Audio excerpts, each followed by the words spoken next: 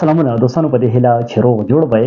نن مې د احمد شاه سایل صاحب یو غزل راوړی دی، خو ترنم کې درته نه وایم، ساده یې درته وایم، که چېرته موقع میلاو شول بیا به درته په ترنم کې هغه وایم. احمد شاه سایل صاحب واقع دا چې د پښتنو او یو ډېر زبردست شاعر هغه تېر شوی دی. هغه وایي چې ما ناز نه پېژندو، ما ناز نه پېژندو او تا ګیله نه پېژانده، او خو مینه وه موږ دواړو حوصله نه پېژانده. ما ناز نه پېژندو او تا ګیله نه پېژانده، خو مینه وه موږ دواړو حوصله نه پېژانده.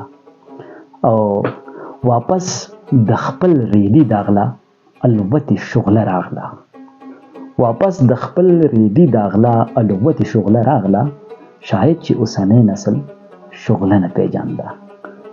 او دا خلک د ښایست د زړه چاودون نه خبر نه وو، دا خلک د ښایست د زړه چاودون نه خبر نه وو، د خلکو د ګلاب په مخ خوله نه پېژانده. او موږ نوي ذات پرسته نظریه پېژنګلو کړه، موږ نوي ذات پرسته نظریه پېژنګلو کړه، تا ټول نه پېژندو او ما توله نه پېژانده. نو بل وایي چې بې ځایه په هر خوړ کې شوې خورې اوبه روانې، بې ځایه په هر خوړ کې شوې خورې اوبه روانې، موږ خپله لار او خپله مسله نه پېژانده. او زموږ دانش که ډېر نیمګړی نه و لږ هم نه و، زموږ دانش که ډېر نیمګړی نه و لږ هم نه و، او هیچا د خپلو غرونو سلسله نه پېژانده. او سایله ته شاعر وي خو د ژوند په میخانه کې، سایله ته شاعر وي خو د ژوند په میخانه کې، تا جام نه پېژاندو او ما پیاله نه پېژندله.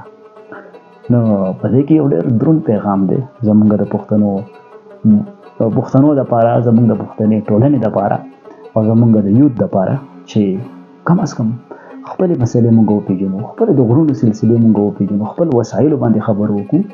او زموږ چې کومه درون وطن دی، ګران وطن دی، د وسایلو نه مالامال وطن دی، د معدنیاتو نه مالامال وطن دی، نو په ضد د دې چې هسې د زنده‌باد مرده‌باد نارې اوچتې کړو، پلانی زنده‌باد پلانی مرده‌باد، نو پکار ده چې په خپلو وسایلو باندې موږ خبره وکړو.